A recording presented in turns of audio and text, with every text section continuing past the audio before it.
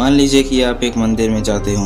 मंदिर को देखते हुए आपको कुछ ऐसा दृश्य देखने को मिलता है जहां कुछ लोग मिलकर एक बकरे की गर्दन उसके धड़ से अलग कर देते हैं। आप सोच रहे होंगे कि क्या पागलपन है, लेकिन भारत में ऐसा रोज कहीं ना कहीं किसी मंदिर या मस्जिद में ऐसा हो रहा है, जहां हजारों की संख्या में बेजुबान जानवर मारे जा रहे हैं। सवाल आता है कि ऐसा लोग कर क्यों रहे हैं और ऐसा क्या करना चाहिए?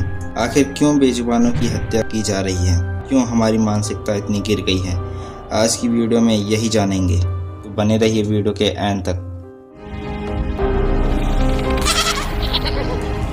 अगर हम इतिहास के पन्नों को खंगालें तो प्राचीन समय में जब राजाओं द्वारा अश्वमेध यज्ञ कराया जाता तो उसमें भी जानवरों की हत्या की जाती। जब अश्वमेध यज्ञ कराया जाता तो विधानों के अनुसार एक घोड़े को पूरी पृथ्वी की परिक्रमा के लिए छोड़ा जाता। घोड़ा जिस भी राज्य में जाता तो वह राज्य का राजा उस घोड़े को देख घोड़े के स्वामी की अधीनता स्वीकार कर लेता।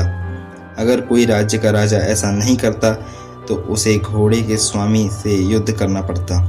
जब घोड़ा संपूर्ण पृथ्वी की परिक्रमा कर यज्ञ स्थान पर वापस आता तो घोड़े छोड़ने वाला सभी राज्य के राजाओं को आमंत्रित करता। घोड़े के स्वामी को शर्त अनुसार पूरे विश्व का सम्राट घोषित किया जाता था और सभी राजा इसके साक्षी भी होते थे।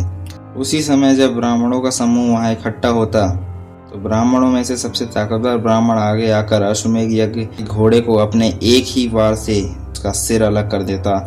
फिर उस घोड़े को पकाया जाता और सभी अतिथियों में बांटा जाता। सोचिए उस बेचारे घोड़े की क्या गलती थी जो उसे बेवजह काटा गया। जरा इस वीडियो को ध्यान से देखिए। यहाँ पर एक औरत अपने ऊपर काली माता आने का नाटक करती है और वहाँ पर उपस्थित सभी लोग इस चीज का आनंद लेते हैं। जिस हथियार से बकरे को काटा जाना था उसे कुछ देर आग में रखते हैं। फिर एक व्यक्ति आता है और एक ही वार में बकरे के सिर को उसके धड़ से अलग कर देता है। फिर सब लोग जय माता कहकर जयकारे लगाते हैं। जहाँ एक बेकसूर की जान जा रही है वहाँ लोग कितना खुश हो रहे हैं। सोचिए क्या मानसिकता है लोगों की। यह एक पागलपन से कम नहीं और इस चीज को ही बलि प्रथा कहते हैं। वर्तमान में बलि प्रथा पाए जाने वाले देशों में नेपाल, श्रीलंका, भूटान, चीन, भारत, बांग्लादेश, पाकिस्तान जैसे देश आते हैं। भारत में लगभग 80% हिंदू हैं और हिंदू धर्म में बलि प्रथा में देवताओं को प्रसन्न करने के लिए बलि का प्रयोग किया जाता है। बलि के अंतर्गत बकरा, मुर्गा या भैंसे की बलि दिए जाने का प्रचलन है। मैं किसी एक धर्म की बात नहीं कर रहा हूँ, बल्कि मुस्लिम देश पाकिस्तान में भी हर साल लाखों जानवरों की जान ली जाती है। इसमें ऊंट, भेड़, गाय, बकरों की हत्या की जाती है केवल एक स्वाद के लिए।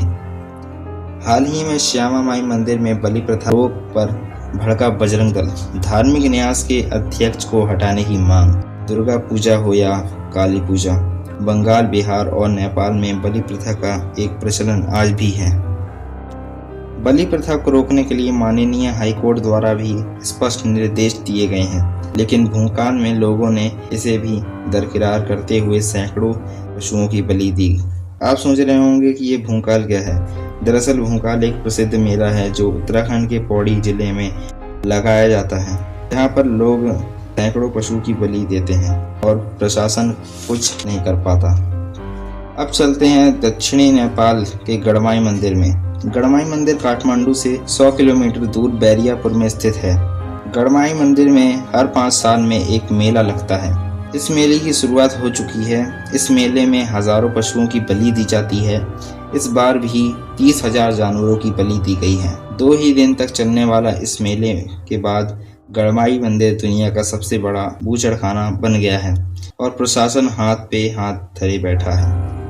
दोस्तों, अंत में यही कहूँगा कि कोई भी देवी या देवता बलि नहीं मांगता, बल्कि यह कुप्रथाएं तो पंडित और ब्राह्मणों के षड्यंत्र की देन है और इन सब चीजों से फायदा भी तो उन्हीं को होता है। अगर कोई देवी इस पूरे दुनिया की जननी है तो हम सब उनकी संतान हैं, जिसमें मानव, दानव, पशु, पक्षी सब आते हैं। तो कोई अपनी संतान की बलि कैसे ले सकता है?